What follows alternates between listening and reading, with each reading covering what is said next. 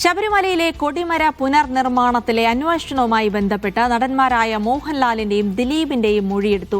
കൊടിമര നിർമ്മാണത്തിന് സുഹൃത്ത് വഴി 2 പവൻ സ്വർണം കൈമാറിയെന്ന് മോഹൻലാൽ വിജിലൻസിന് മൊഴി നൽകി. സ്വർണം നൽകുന്നതിന് അവസരമുണ്ടെന്നറിയിച്ചത് സുരേഷ് ഗോപിയാണെന്നാണ് മോഹൻലാലിന്റെ മൊഴി.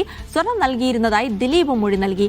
27 പേരാണ് സ്വർണം സംഭാവനയായി നൽകിയത്. ഈ ആഴ്ച തന്നെ മൊഴിയെടുക്കൽ പൂർത്തിയാക്കാനാണ് വിജിലൻസിന്റെ നീക്കം. സിജോ വിജോൺ വിവരങ്ങൾ നൽകും.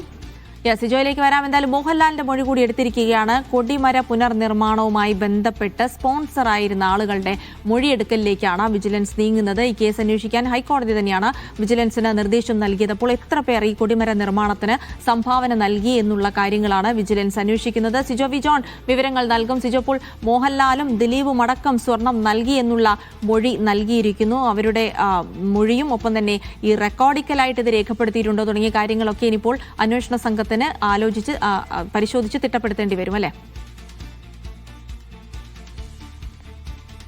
അതെ, അത്തരം പരിശോധനകളിലേക്കാണ് അന്വേഷണ സംഘം ഇപ്പോൾ പോകുന്നത്.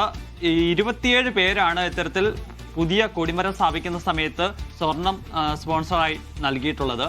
അതിൽ ഇനി 4 പേരുടെ മൊഴി കൂടി മാത്രമാണ് രേഖപ്പെടുത്താനുള്ളത്. അതോടുകൂടി ഇത്തരത്തിൽ സ്വർണം നൽകിയിരിക്കുന്ന ആളുകളുടെ മൊഴി തീരും. അതിനുശേഷമായിരിക്കും ഈ അഭിഭാഷക കമ്മീഷണറെ ഉൾപ്പെടെ ചോദ്യം ചെയ്യുന്ന നടപടികളിലേക്ക് കടക്കുകയും ചെയ്യുക. എന്തായാലും ഈ 2 ദിവസത്തിനുള്ളിലാണ് മോഹൻലാലിന്റെയും അതോടൊപ്പം തന്നെ ദിലീപിന്റെയും മൊഴി രേഖപ്പെടുത്തിയിരിക്കുന്നത്.